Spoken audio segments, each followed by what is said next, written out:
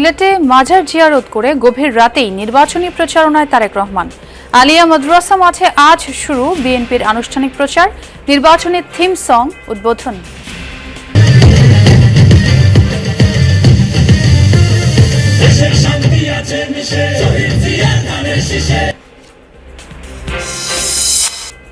রাজধানীর থেকে জাতীয় নির্বাচনের প্রচারণা শুরু করবে জামায়াত এনসিপি। পোস্টাল ব্যালটে চলছে প্রবাসীদের ভোটের কার্যক্রম, শেষ করতে হবে 25 জানুয়ারির মধ্যে। নির্বাচন কলঙ্কিত করার চেষ্টা করলে প্রার্থিতা বাতিলের হুঁশিয়ারি ইসির, আচরণবিধি মেনে চলার পরামর্শ আইনশৃঙ্খলা বাহিনীর। কমিশন খুব শক্তভাবে এই আচরণবিধি প্রতিপালনের বিষয়টি নিশ্চিত করবেন। প্রচলিত আইনের পরিপন্থী কাজ করে পার পেয়ে যাওয়ার সুযোগ দেওয়া হবে না। সরকারি কর্মচারীদের বেতন বাড়ানোর চূড়ান্ত প্রতিবেদন প্রধান উপদেষ্টার কাছে। 1,60,000 টাকা পাবেন সর্বোচ্চ কর্মকর্তা, সর্বনিম্ন ধাপে 20,000। চট্টগ্রামের জঙ্গল সলিমপুরে দুই গ্রুপের আধিপত্যের লড়াই আর রক্তক্ষয়ী সংঘর্ষ নিয়মিত ঘটনা। র্যাব সদস্য নিহত হওয়ার পর থেকেই আত্মগোপনে চক্রের সবাই। সুশাসন নিশ্চিতে ব্যাংকের সংখ্যা কমিয়ে আনার পক্ষে গভর্নর। রাজনৈতিক হস্তক্ষেপ বন্ধে সংশোধিত বাংলাদেশ ব্যাংক অধ্যাদেশ জারির তাগিদ।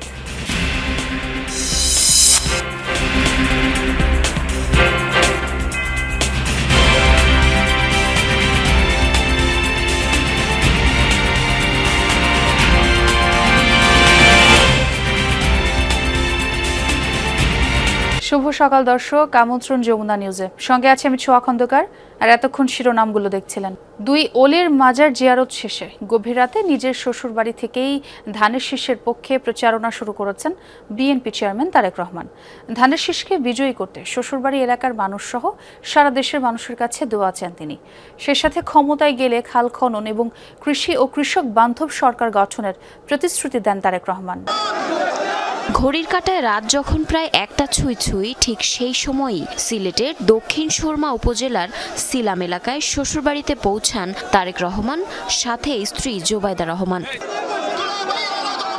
পৌঁছেই সদ্যপ্রয়াত বেগম খালেদা জিয়া প্রয়াত শ্বশুর মাহবুব আলী খানের জন্য বিএনপি আয়োজিত বিশেষ মোনাজাতে অংশ নেন তিনি।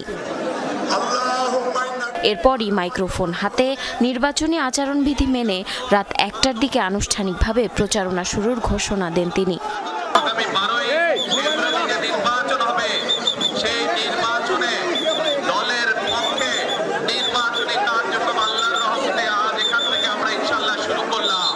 এ সময় তিনি সিলেটের মেয়ে জুবাইদা রহমানের প্রতি সম্মান রেখে আগামী নির্বাচনে ধানের শীষকে বিজয়ী করতে শ্বশুরবাড়ি এলাকার লোকজনকে আহ্বান জানান। বক্তব্যে ক্ষমতায় গেলে নিজের পরিকল্পনার কথা তুলে ধরেন তারেক রহমান।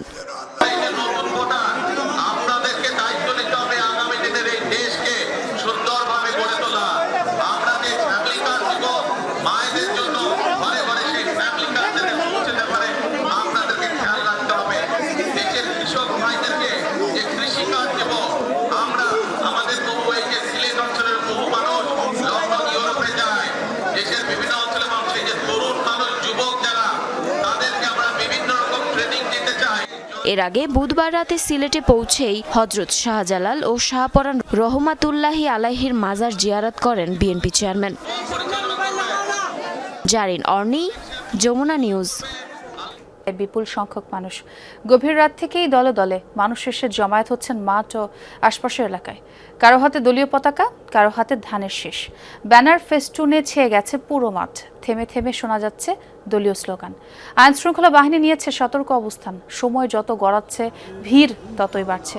দূর দূরান্ত থেকে আসা মানুষজন বলছেন ইতিহাসের সাক্ষী হতে এসেছেন তারা। বিএনপি চেয়ারম্যানের আগমন ঘিরে আলিয়া মাদ্রাসা মাঠে তৈরি হয়েছে এক অনন্য রাজনৈতিক আবহ। সমাবেশ শেষে সড়ক পথে তারেক রহমান রওনা হবেন ঢাকা অভিমুখে। পথে মৌলভীবাজার, হবিগঞ্জ, ব্রাহ্মণবাড়িয়া, ভৈরব, নরসিংদী ও নারায়ণগঞ্জে সংক্ষিপ্ত সভায় বক্তব্য রাখবেন তিনি।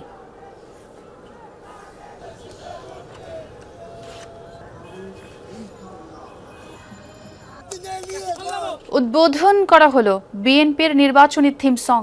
এর মধ্য দিয়ে ত্রয়োদশ সংসদ নির্বাচনের প্রচার কার্যক্রম শুরুর জানান দিল দলটি। বুধবার রাতে রাজধানীর গুলশানের একটি হোটেলে থিম সঙ্গের উদ্বোধন করেন দলের নির্বাচন পরিচালনা কমিটির কো চেয়ারম্যান রিজভী আহমেদ। এ সময় বক্তারা জানান, সুষ্ঠু, অবাধ ও অংশগ্রহণমূলক নির্বাচন অনুষ্ঠানে ভোটারদের উজ্জীবিত করতেই এই থিম সং। আচরণবিধি মেনে রাত 12:01 বিএনপির থিম সঙ্গের উদ্বোধন। ভোট দিব কিসে, ধানের শীষে, ধানের শীষে এ স্লোগান নিয়ে করা থিম সঙ্গে উঠে আসে আবহমান গ্রাম বাংলার নানা প্রতিচ্ছবি। তরুণ থেকে বৃদ্ধ নানা বয়সী ভোটারদের অংশগ্রহণ ছিল থিম সঙ্গে।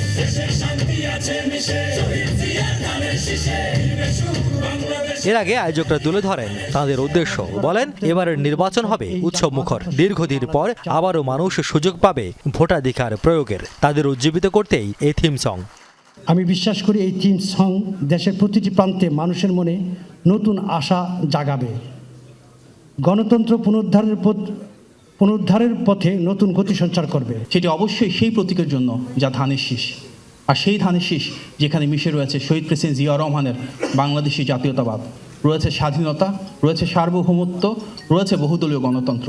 আমরা কিছুদিনের মধ্যেই ঘোষণা করব আমাদের ম্যানিফেস্টো।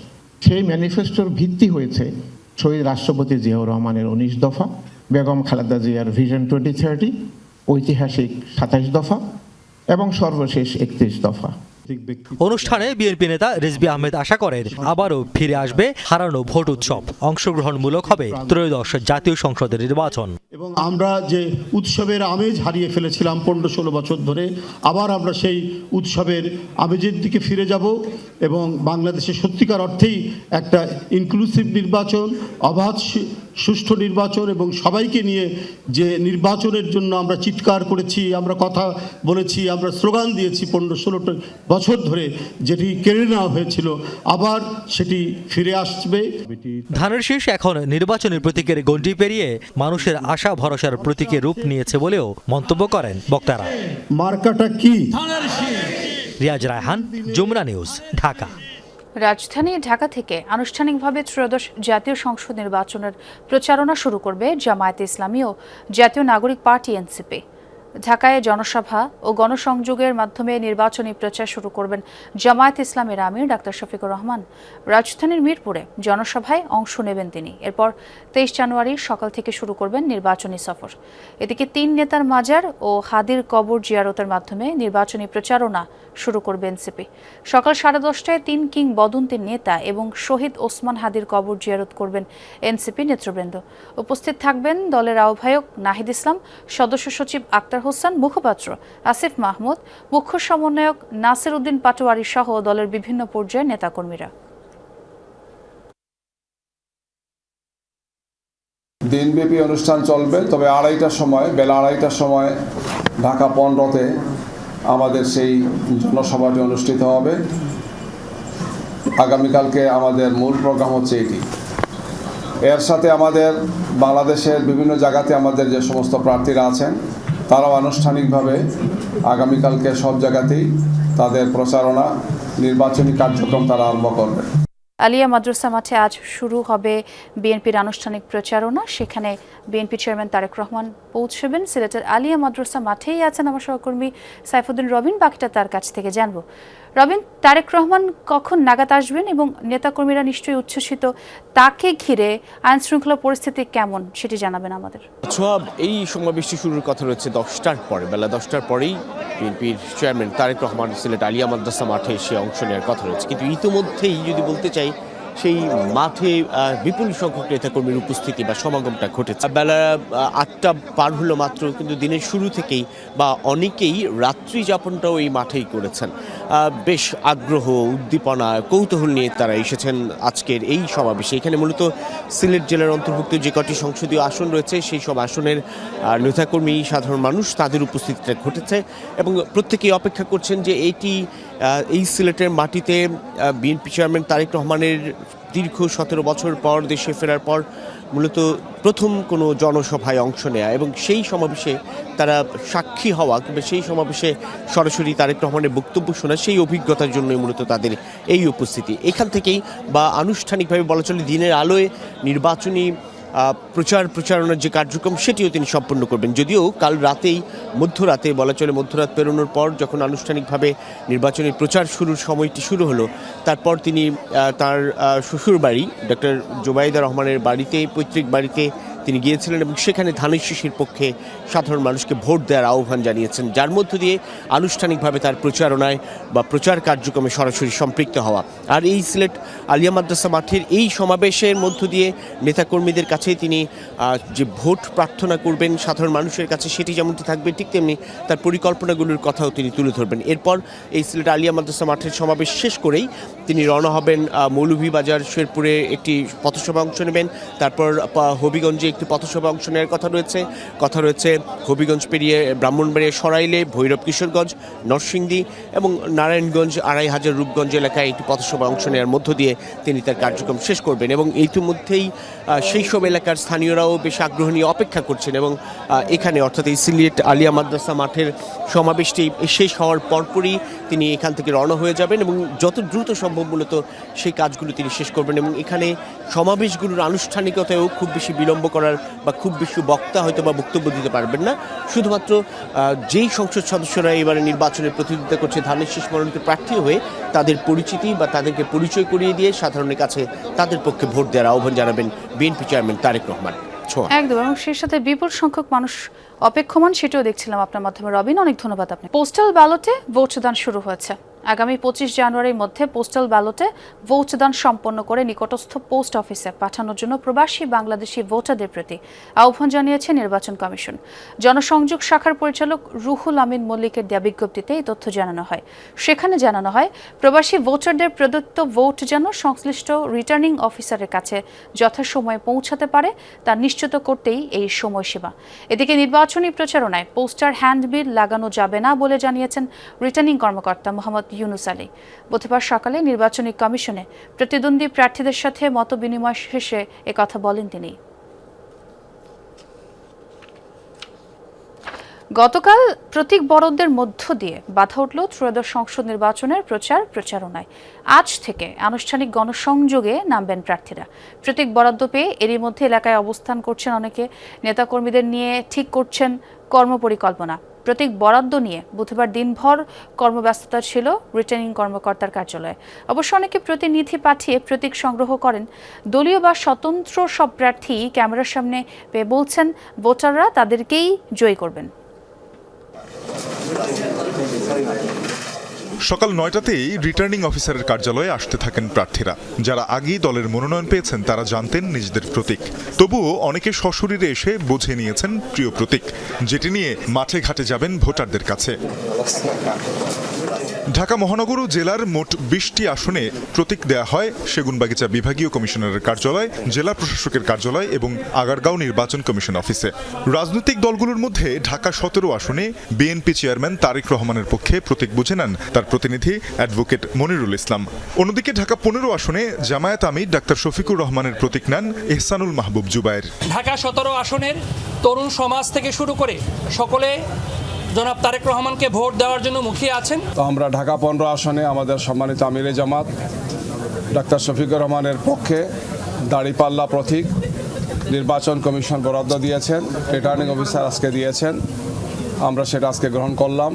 এনসিপি আহ্বায়ক নাহিদ ইসলামও প্রতিনিধির মাধ্যমে প্রতীক সংগ্রহ করেছেন সেগুনবাগিচা অফিস থেকে।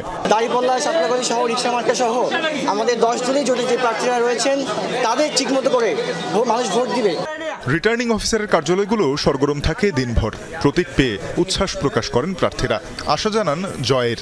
ঢাকার বিএনপি প্রার্থীরা মনে করেন জনপ্রিয়তার শীর্ষে তাদের দল, জোটসঙ্গীরাও আত্মবিশ্বাসী। জনরায়ের ভিত্তিতেই তারা আগামীতে বাংলাদেশ বিনির্মাণ করবে, এই আস্থা জনগণের পথে রাখে। আমরা মনে করছি না জনগণের আমাদের এই আস্থার অমর্যাদা করবে। প্রতিহিংসার বাইরে যে রাজনীতি, সেই রাজনীতির চর্চাই করে যাচ্ছি। সুন্দর একটি নির্বাচন হবে যেখানে বাংলাদেশের মানুষের ইচ্ছার প্রতিফলন ঘটবে। এই ধরনের একটা সময়ের জন্য গত 17 বছর বাস্তবে আমরা অপেক্ষা করেছি। অনেকটা বিপরীত কথা বলছেন জামায়াত নেতৃত্বাধীন নির্বাচনী ঐক্যের প্রার্থীরা।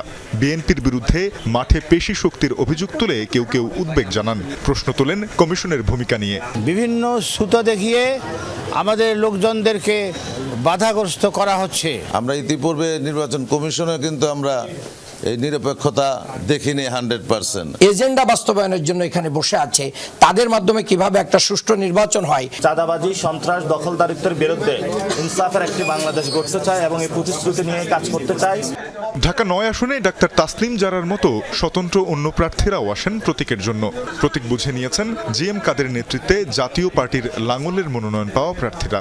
ভোটের মাঠ না ছাড়ার ঘোষণা দেন তারাও। ফুটবল মার্কাতে প্রতিদ্বন্দ্বিতা করছি আগামী জাতীয় সংসদ নির্বাচনে। স্বচ্ছতা এবং জবাবদিহিতার রাজনীতি, তার ভিত্তিতেই আমাদের ক্যাম্পেইন চলবে। জাতীয় পার্টিকে কেবল নির্বাচনে অংশগ্রহণ করার জন্য এই অপরাধে দোষর আখ্যা দিয়ে এক্সক্লুডেড করতে চাওয়া হয়েছে। কর্মকর্তারা বলেন, ভোটে সর্বোচ্চ সহযোগিতা করবে আইন শৃঙ্খলা বাহিনী। প্রার্থীদের পরস্পর বিরোধী অভিযোগ থাকলেও আমলে নেওয়া হবে শুধু লিখিত অভিযোগ। নির্বাচন কমিশন এবং সরকার আইন শৃঙ্খলা রক্ষার বিষয়ে যেসব পদক্ষেপ গ্রহণ করেছেন সেই বিষয়ে তাদেরকে অবহিত করেছি। তারাও আমাদের সহযোগিতার আশ্বাস দিয়েছেন। আমরা আশা করি যে আইন শৃঙ্খলার বিষয়ে বড় ধরনের কোনো আশঙ্কা নেই। বৃহস্পতিবার পোস্টাল ব্যালটের বুথ স্থাপনের কথা জানান রিটার্নিং কর্মকর্তা। একই সঙ্গে শুরু হচ্ছে নির্বাচনী প্রচারের আয়োজন। তানজিম শাফিন, যমুনা নিউজ, ঢাকা। প্রতীক বরাদ্দ নিতে এসেও আচরণবিধি লঙ্ঘন করেছেন কোনো প্রার্থী। তফসিলের পর থেকে নিয়ম ভেঙে নানাভাবে ভোটের প্রচার চালিয়েছেন প্রার্থীরা। নির্বাচন কমিশন শোকজও করেছে অনেক প্রার্থীকে। বিশেষজ্ঞদের মতে দল ও প্রার্থীর আচরণ বিধিমালা থাকলেও প্রচারণার সময় কৌশলে সেটা লঙ্ঘন করেন প্রার্থী ও দলগুলো। দল বা প্রার্থী বিবেচনা না করে ইসিকে আরও কঠোর থাকার পরামর্শ নির্বাচন বিশেষজ্ঞদের।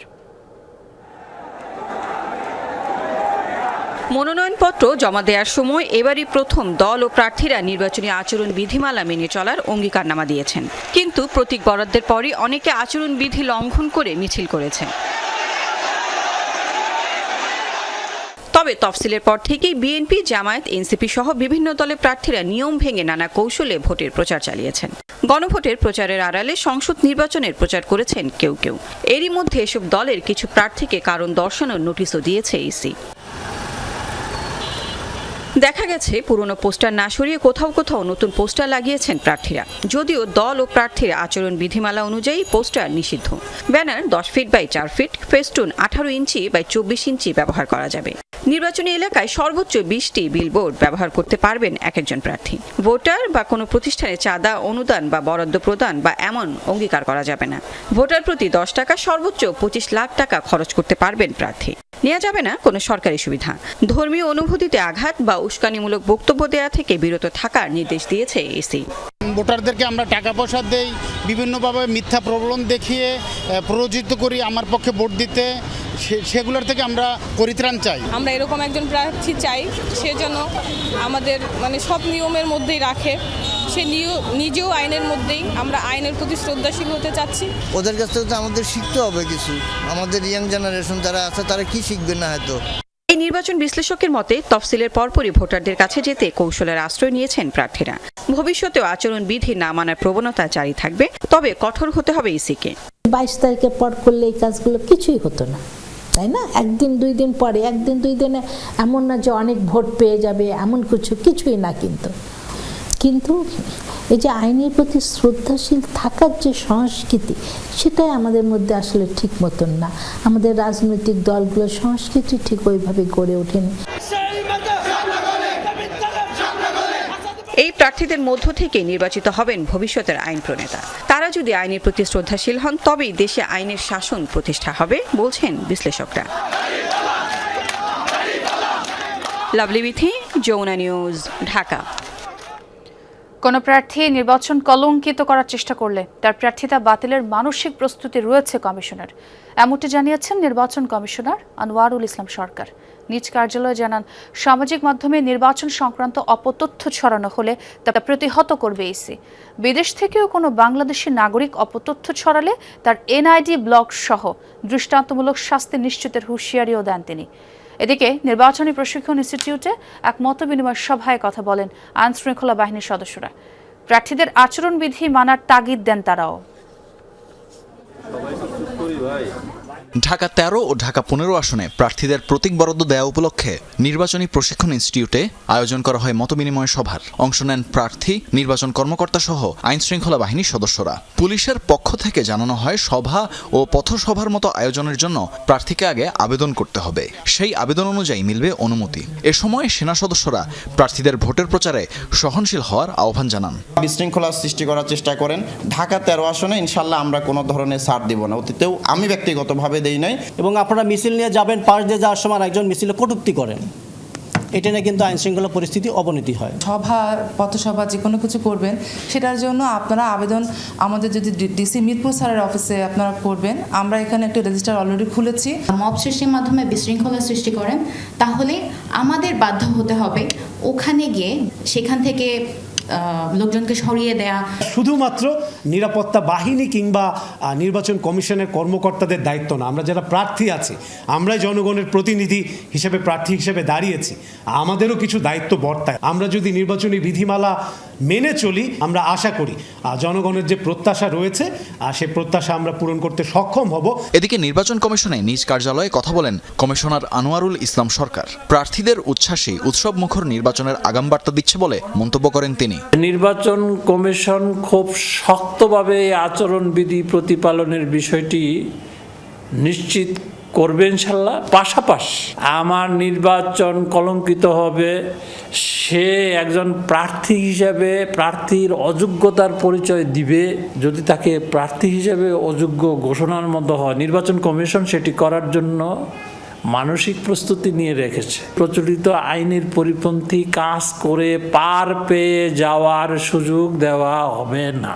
তিনি বলেন, সর্বোচ্চ সংখ্যক ভোটার পছন্দসই প্রার্থীকে ভোট দিয়ে নির্বাচনে ভোটদানের হার বাড়ালেই কমিশন সন্তুষ্ট। ফেক নিউজ আসবে, এআই জেনারেট করে অনেক অদ্ভুত জিনিস ইতিমধ্যে আসতেছে। 50% ইসে কার মাধ্যমে হচ্ছে এটা আইডেন্টিফাই করা যাচ্ছে না বা যায় না, এবং অনেকেই বাইরে থেকে করে থাকে।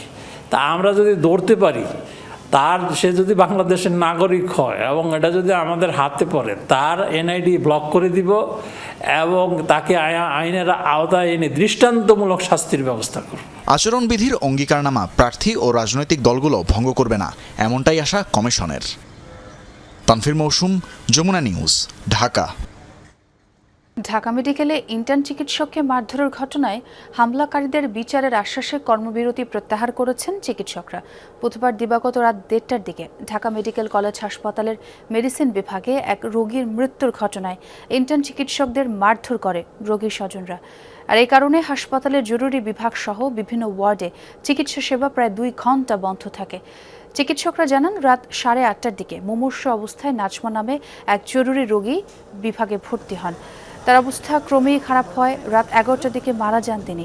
এরপরে রোগীর স্বজনরা দায়িত্বদের অবহেলার অভিযোগ তুলে হামলা চালায় চিকিৎসকদের ওপর। পরিস্থিতি সামাল দিতে সেখানে আসে আইনশৃঙ্খলা বাহিনী। 2 জনকে আটক করে শাহবাগ থানায় নিয়ে যায় পুলিশ। আজ দুপুর 12টার মধ্যে দোষীদের মোবাইল কোর্টের মাধ্যমে সাজা দেওয়ার আশ্বাস দিয়েছে হাসপাতাল কর্তৃপক্ষ।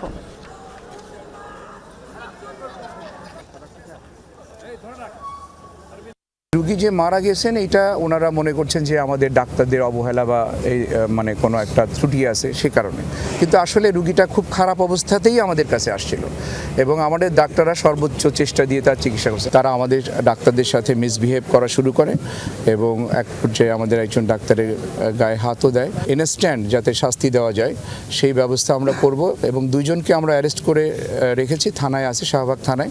তাদেরকে ইনস্ট্যান্ট শাস্তির ব্যবস্থা করলে ওনারা বলেছেন যে ওনারা কর্মবিরতিতে যাবেন না। প্রধান উপদেষ্টা ডক্টর মোহাম্মদ ইউনূসের কাছে রিপোর্ট হস্তান্তর করেছে বেতন কমিশন। সরকারি চাকরির 20টি গ্রেডে দেয়া হচ্ছে বেতন বাড়ানোর প্রস্তাব। সর্বনিম্ন 20তম গ্রেডের মূল বেতন প্রস্তাব করা হয়েছে 20,000 টাকা, আর সর্বোচ্চ সচিব পর্যায়ে অর্থাৎ প্রথম গ্রেডের মূল বেতন হবে 1,60,000 টাকা। এটি কার্যকর হলে বর্তমান সময়ের চেয়ে বেতন বৃদ্ধি পাবে 100 থেকে 147%। তবে কার্যকর করা নিয়ে আছে দ্বিধাদ্বন্দ্ব। পে কমিশন গঠন করে সবশেষ 2015 সালে বাড়ানো হয়েছিল সরকারি চাকরিজীবীদের বেতন। তারপর কেটে গেছে প্রায় 10 বছর। পরিবর্তিত সময়ে সরকারি কর্মচারীদের বেতন সমন্বয়ে গেল জুলাই মাসে পে কমিশন গঠন করে সরকার। প্রায় 6 মাস পর প্রধান উপদেষ্টার কাছে রিপোর্ট দিল জাকির আহমেদ খান কমিশন। এতে প্রথম থেকে 20তম গ্রেডের বেতন বৃদ্ধির সুপারিশ করেছে কমিশন। 20তম গ্রেডের বর্তমান বেতন ৮,২৫০ টাকা। প্রস্তাবিত রিপোর্টে এই গ্রেডের মূল বেতন সুপারিশ করা হয়েছে 20,000 টাকা। সর্বোচ্চ সচিবদের বর্তমান মূল বেতন ৭৮,০০০ টাকা, তা বাড়িয়ে মূল বেতন প্রস্তাব করা হয়েছে ১,৬০,০০০ টাকা। কোনো কোনো ক্ষেত্রে বেতন বাড়ছে 2 গুণের বেশি। 19তম গ্রেড থেকে প্রথম গ্রেড পর্যন্ত ভাতা অনেক বৃদ্ধির সুপারিশ করেছে কমিশন। চলতি 2026 সালের 1 জানুয়ারি থেকে আংশিক বেতন কাঠামো বাস্তবায়নের সুপারিশ করেছে কমিশন। আগামী অর্থবছর থেকে পুরো মাত্রায় কার্যকরের সুপারিশ করা হয়। সরকারি কর্মকর্তা কর্মচারীদের জন্য বৈশাখী ভাতা 20% থেকে বাড়িয়ে 50% করার সুপারিশ করেছে কমিশন। চলতি অর্থবছরের বাজেটে বেতন ভাতা খাতে বরাদ্দ ছিল ৮০,০০০ কোটি টাকা। সংশোধিত বাজেটে এতে যোগ হয়েছে আরও 22,০০০ কোটি টাকা। তবে প্রস্তাবিত পে কমিশনের সুপারিশ কার্যকর করতে দরকার 1 লাখ কোটি টাকার বেশি। সরকারি চাকরিজীবীদের দাবি ছিল বর্তমান বাজার মূল্য এবং জীবনযাত্রার ব্যয়ের সঙ্গে সঙ্গতি রেখে বেতন কাঠামো ঢেলে সাজানোর। পে কমিশনের রিপোর্টে সেই দাবি পূরণ হলেও এটি বাস্তবায়নে বড় বাধা এখন অর্থায়ন। রিমন রহমান, যমুনা নিউজ, ঢাকা। ঠাকুরগাঁওয়ে মোট ভোটারের প্রায় অর্ধেকই নারী, যাদের অংশগ্রহণ ও সিদ্ধান্ত নির্বাচনের ফলাফলে রাখতে পারে গুরুত্বপূর্ণ ভূমিকা। এ নিয়ে নতুন প্রত্যাশায় নারী ভোটাররা জানান, নিজেদের অধিকার, আত্মমর্যাদা, কর্মসংস্থান ও এলাকার উন্নয়ন প্রতিষ্ঠাই তাদের মূল চ্যালেঞ্জ। ভোট দেবেন এমন প্রার্থীকে যারা কাজ করবেন নারীকে অগ্রাধিকার দিয়ে। একই সাথে নিরাপদে ভোট দেওয়ার পরিবেশ সৃষ্টির আহ্বান তাদের। ত্রয়োদশ জাতীয় সংসদ নির্বাচনের সময় ঘনিয়ে আসায় সবখানেই এখন ভোটের হাওয়া। নানা কৌশলে মাঠে সরব প্রার্থীরা। উঠোন বৈঠক আর সামাজিক অনুষ্ঠানে অংশগ্রহণের মাধ্যমে চেষ্টা চলছে ভোটারদের মন জয়ের। ঠাকুরগাঁওয়ে মোট ভোটারের প্রায় অর্ধেকই নারী। স্বাস্থ্য, শিক্ষা, নিরাপদ নগরী আর সম অধিকার আদায়ে ব্যালটে ভূমিকা রাখতে চান তারা। মেয়ে বেকার হয়ে যায়, সে হচ্ছে গৃহবধূ ছাড়া আর কিছু করতে পারে না, তার পড়াশোনা যতদূর থাক না কেন। বাল্য বিবাহের ফলে আমাদের এলাকা ঠাকুরগাঁয়ে নারীর প্রতি যে সহিংসতাটা, সেই সহিংসতা অনেকাংশে বেড়ে যাচ্ছে। আমাদের সেরকম কোনো কলকারখানা নাই যেখানে মেয়েরা নির্দ্বিধায় কাজ করতে পারবে। সব মেয়েদের তো আর অ্যাবিলিটি থাকে না, তারা উদ্যোক্তা হবে। ভোটারদের অভিযোগ, নির্বাচনের আগে প্রার্থীরা বিভিন্ন প্রতিশ্রুতি দিলেও ভোটের পর সেগুলোর কিছুই আর বাস্তবায়ন হয় না।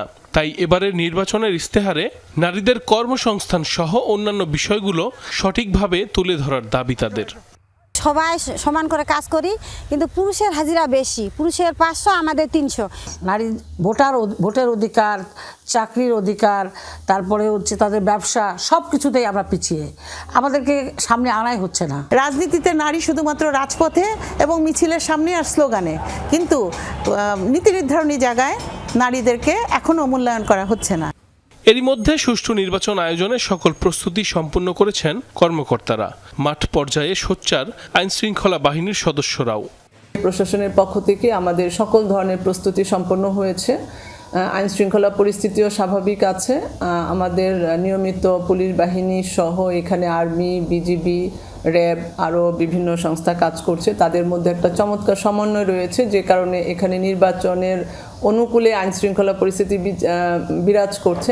আসনটিতে মোট ভোটার সংখ্যা 12,15,806 জন। নির্বাচনে প্রতিদ্বন্দ্বিতা করবেন বিভিন্ন রাজনৈতিক দলের 20 জন প্রার্থী। এর মধ্যে নারী প্রার্থী মাত্র 2 জন। সাইফ আহমেদ, যমুনা নিউজ। নাটোরের সিংড়ায় বিএনপি নেতা কলেজ শিক্ষক রেজাউল করিমকে কুপিয়ে হত্যা করেছে দুর্বৃত্তরা। বুধবার রাত 11টার দিকে উপজেলার কুমারপাড়ায় এই ঘটনা ঘটে। নিহত রেজাউল করিম উপজেলা জিয়া পরিষদের সদস্য এবং বিল হালতি ত্রিমোহনী ডিগ্রি কলেজের সহকারী অধ্যাপক ছিলেন। পুলিশ জানায়, রেজাউল করিম প্রতিদিনের মতো বুধবার রাতে নিজ বাড়ির সামনে হাঁটাহাঁটি করছিলেন। এ সময় তাকে একা পেয়ে ধারালো অস্ত্র দিয়ে কুপিয়ে জখম করে পালিয়ে যায় দুর্বৃত্তরা। ঘটনাস্থলেই মারা যান রেজাউল। খবর পেয়ে পুলিশকে মরদেহ উদ্ধার করে, তবে কী কারণে বা কারা এই হত্যাকাণ্ড ঘটিয়েছে তা জানা যায়নি এখনো। এদিকে ঘটনার পর রেজাউল করিমের সমর্থকরা ক্ষিপ্ত হয়ে স্থানীয় ওয়াহাব আলী নামে একজনের বাড়িতে ভাঙচুর ও অগ্নিসংযোগ করে। এতে আগুন পুড়ে মারা যায় ওয়াহাব আলীর মা। এই ঘটনায় এলাকায় অতিরিক্ত পুলিশ মোতায়েন করা হয়েছে। বছরের পর বছর ধরে দুই গ্রুপের রাজত্ব। চট্টগ্রামের জঙ্গল সলিমপুরে আছে বিশাল দলবল, অবৈধ অস্ত্র। সরকারি পাহাড় কেটে শত শত কোটি টাকার প্লট বাণিজ্য ঘিরেই দুই গ্রুপের সংঘাত। আধিপত্যের লড়াই আর রক্তক্ষয়ী সংঘর্ষ চলে নিয়মিত। 3 দিন আগে অভিযানে গিয়ে তাদের হামলায় র্যাব সদস্য নিহত হওয়ার পরও এই চক্রের সবাই ধরা ছোঁয়ার বাইরে। জঙ্গল সলিমপুরে আধিপত্য মূলত দুটি গ্রুপের। এক পক্ষের নেতা রোকন, অপর পক্ষে ইয়াসিন। স্থানীয়দের দাবি দুজনেরই রয়েছে বিশাল দলবল। আওয়ামী লীগের আমলে স্থানীয় এমপির সাথে থাকলেও 24-এর 5 আগস্টে ভুল পাল্টে বিএনপির নাম ভাঙান। মূল বাণিজ্য সরকারি পাহাড় কেটে প্লট বিক্রি করা, স্ট্যাম্পে চুক্তি করে চলে বেচাকেনা। এর মধ্যে গড়ে উঠেছে কয়েক হাজার অবৈধ বসতি। মূলত শত শত কোটি টাকার এই বাণিজ্য ঘিরে দুই গ্রুপের দ্বন্দ্ব সংঘাত। একাধিকবার রক্তক্ষয়ী সংঘর্ষে হতাহত হয়েছে অনেকে। 1 লাখ, 2 লাখ, 5 লাখ, 7 লাখ গরিব মানুষদের থেকে নিয়ে পজিশন দেওয়া হয়, এটা অ্যাফিডেভিটের মাধ্যমে। এখানে বেআইনি অস্ত্রের কারখানা পর্যন্ত সন্ধান পাওয়া গেছে। সেদিন যে র্যাবকে গুলি করলো তারা, এই অস্ত্রগুলো এখনও উদ্ধার হয়নি। এটা তো নির্বাচনের উপরে প্রভাব ফেলবে। গেল সোমবারের ঘটনাও এই দুই গ্রুপকে ঘিরে। ইয়াসিন গ্রুপ জঙ্গল সলিমপুরে বিএনপির কার্যালয় উদ্বোধনের ঘোষণা দিলে দলবল সহ ঠেকাতে যায় রোকন গ্রুপ। সেখানে চিহ্নিত সন্ত্রাসীরা থাকবে এমন খবর পেয়ে ঘটনাস্থলে গেলে সাদা পোশাকধারী র্যাব সদস্যরাও হামলার শিকার হয়। সশস্ত্র সন্ত্রাসীদের আস্তানা খ্যাত ভয়ঙ্কর জঙ্গল সলিমপুরে মাত্র 2টি মাইক্রোবাস নিয়ে অল্প সংখ্যক র্যাব সদস্যদের অভিযান নিয়েও প্রশ্ন উঠেছে। আমাদের জনবল একেবারে কম ছিল না, প্রায় 50 জনের উপরে সদস্য ছিল এবং আমাদের যে পরিকল্পনা ছিল তাতে আমরা ওইখানে অপারেশন সফলভাবে সম্পন্ন করা যাবে এই ধরনের একটা ধারণার বশবর্তী হয়ে আমরা অভিযানটা পরিচালনা করি। এখন আমরা একটা তদন্ত পর্ষদ গঠন করা হয়েছে, তারা অনুসন্ধান করে দেখবে যে আমাদের যে অভিযানে কোনো ভুল ত্রুটি ছিল কিনা। র্যাব সদস্য নিহতের 3 দিন পরও হামলাকারীদের কাউকে ধরা যায়নি, হয়নি কোনো বিশেষ অভিযানও। এর আগে র্যাব, পুলিশ, সংবাদকর্মী ও প্রশাসনের উপর হামলার ঘটনায়ও দেখা গেছে একই ধরনের নির্বিকার ভূমিকা। অভিযান করার ক্ষেত্রে মূলত বিপুল পরিমাণ ফোর্স নিয়ে অভিযান করাটা বাঞ্ছনীয়। তো সেক্ষেত্রে যে ঘটনাগুলো ঘটেছে সেক্ষেত্রে আমরা যদি দেখি সেখানে অল্প সংখ্যক জনবল এই অভিযানগুলোতে গিয়েছিল। সোমবার বিকেলে জঙ্গল সলিমপুরে অভিযানে গিয়ে সশস্ত্র দুর্বৃত্তের হামলায় র্যাব 7-এর উপসহকারী পরিচালক মোতালেব হোসেন ভূঁইয়া নিহত এবং 3 সদস্য গুরুতর আহত হন। জুবাইদ ইবনে শাহাদাত, যমুনা নিউজ, চট্টগ্রাম। রাষ্ট্রীয় মালিকানায় 2টি ব্যাংক রেখে বাকিগুলো মার্জের জন্য সরকারকে প্রস্তাবনা দিয়েছে গভর্নর। তার মতে সুশাসন নিশ্চিতের পাশাপাশি শাখাও কমিয়ে আনা দরকার। বলেন, অর্থনীতির বিবেচনায় 10 থেকে 15টি ব্যাংকই যথেষ্ট। গতকাল জগন্নাথ বিশ্ববিদ্যালয়ে ব্যাংকিং খাতের চ্যালেঞ্জ বিষয়ক লোকবক্তৃতায় এসব কথা বলেন গভর্নর। সংশোধিত বাংলাদেশ ব্যাংক অধ্যাদেশ জারি না হলে রাজনৈতিক হস্তক্ষেপ ফিরে আসবে বলেও শঙ্কা প্রকাশ করেন তিনি। পতিত শেখ হাসিনার শাসন আমলে ব্যাংকিং খাতে কোনো নীতিমালাই অনুসরণ করা হয়নি। সুশাসনের চরম ঘাটতি দেখা দেয় প্রতিটি পর্যায়ে। দুর্বৃত্তায়ন, অনিয়ম এবং পারিবারিক নিয়ন্ত্রণ নিয়ে লুটপাট চালানো হয় ব্যাংকিং খাতে, আর এসবই হয়েছে রাষ্ট্রীয় মদদে। অনুষ্ঠানের প্রধান অতিথি ব্যাংকিং খাত নিয়ে আয়োজিত আলোচনায় এমন মন্তব্য করে গভর্নর বলেন, বিগত সময়ে ব্যাংক ব্যবস্থা থেকে অন্তত 20 থেকে 25 বিলিয়ন ডলার বেরিয়ে গেছে। এর বড় একটি অংশ পাচার হয়েছে বলেও জানান তিনি। 20 থেকে 25 বিলিয়ন ডলারের মতো আমরা হারিয়েছি এই ব্যাংকিং খাত থেকে।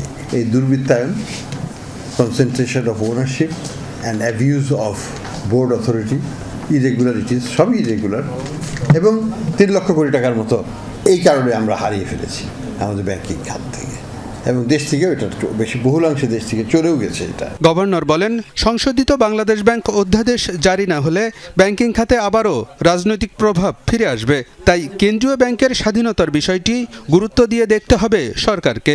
পলিটিক্যাল ইন্টারফারেন্স আবারও আসবে, রিপিট হওয়াটাই স্বাভাবিক। আমরা হয়তো কয়েক বছর, 2-4 বছরের বিনিটাকে একটু খাড়া করলাম, কিন্তু আবার একটা ধাক্কা দিয়ে এটাকে ফেলে দেবে। কাজে এটাকে করতে হলে আইনগতভাবে বাংলাদেশ ব্যাংকেও একটা স্বাধীন প্রতিষ্ঠান হিসাবে গড়ে তোলার জন্য কাজ করতে হবে সবাইকে। সুশাসন নিশ্চিত করা এবং সঠিক ব্যবস্থাপনার জন্য ব্যাংকের সংখ্যা কমিয়ে আনার উপর গুরুত্ব দেন গভর্নর। সরকারি মালিকানায় 2টি ব্যাংক রেখে বাকিগুলো মার্জ করার প্রস্তাব দেওয়া হয়েছে বলেও জানান তিনি। আমাদের বাংলাদেশের মতো একটা দেশে হয়তো 10টা-15টা ব্যাংক যথেষ্ট, এর বেশি লাগে না। সরকারের কাছে প্রপোজাল দিয়েছি যে দুটো রাষ্ট্রীয় ব্যাংক রেখে বাকিগুলো মার্চ করে দেন সবগুলো ওটার সাথে। আমরা চেষ্টায় আছি যে এই সরকার আমলে তো হবে না, পরবর্তী সরকারের সময় যদি এটাকে করা সম্ভব হয়। ছোটো ছোটো অনেক ব্যাংক করে ফেলেছি, এগুলোকে ম্যানেজ করা, এটার গভর্নেন্স দেখা, এটার বিভিন্ন অপকর্মগুলোকে মনিটর করা, it's a very stressful thing for a regulator. Banking খাতে পারিবারিক আধিপত্য নিয়ন্ত্রণে ব্যাংক কোম্পানি আইনে পরিবর্তন আনা হয়েছে বলেও জানান বাংলাদেশ ব্যাংকের গভর্নর। লং টার্ম উদ্দেশ্য হওয়া উচিত। আলমগীর হোসেন, যমুনা নিউজ, ঢাকা। ময়মনসিংহ 10 আসনে বিএনপি মনোনীত প্রার্থী ও বিএনপির বিদ্রোহী প্রার্থীর সমর্থকদের মধ্যে সংঘর্ষ হয়েছে। এতে আহত হয়েছেন অন্তত 5 জন। বুধবার সন্ধ্যায় গফরগাঁও পৌর শহরের ইসলামিয়া স্কুলের সামনে এই ঘটনা ঘটে। পুলিশ জানায় বিকেলে প্রতীক পাওয়ার পর শোভাযাত্রা করার জন্য বিএনপির প্রার্থী আখতারুজ্জামান বাচ্চুর অপেক্ষায় পৌর শহরের ইসলামিয়া স্কুলের সামনে অবস্থান করছিলেন তারই সমর্থকরা। এ সময় বিএনপির বিদ্রোহী প্রার্থী এবি সিদ্দিকুর রহমানের সমর্থকরা হাঁস প্রতীক বরাদ্দ পেয়ে মিছিল নিয়ে ওই এলাকায় যান। এ সময় দুই পক্ষ মুখোমুখি হলে উত্তেজনা ছড়ায়, এক পর্যায়ে বাধে সংঘর্ষ। খবর পেয়ে পুলিশ ও সেনাবাহিনী গিয়ে পরিস্থিতি নিয়ন্ত্রণে আনে।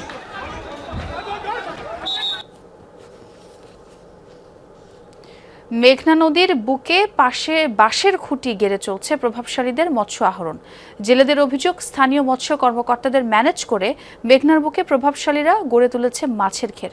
এতে ঘেরের পাশে জাল ফেলা তো দূরের কথা, আশপাশে ভিড়তেও পারে না জেলেরা। তবে জড়িত ঘের মালিকদের বিরুদ্ধে ব্যবস্থা নেওয়ার আশ্বাস দিয়েছেন সংশ্লিষ্টরা। রাগ নেই, তেজ নেই, দাপটহীন অসহায় এক নদী। দখলদারদের দৌরাত্মে এভাবেই জৌলুস হারাতে বসেছে এক সময়কার উত্তাল মেঘনা। সরকারি নিষেধাজ্ঞা অমান্য করে নারায়ণগঞ্জের সোনারগাঁও থেকে নরসিংদী ও কুমিল্লার দাউদকান্দি পর্যন্ত নদীর বুকে বিভিন্ন জায়গায় বাঁশের খুঁটি, গাছের ডালপালা ফেলে গড়ে তোলা হয়েছে অবৈধ মাছের ঘের।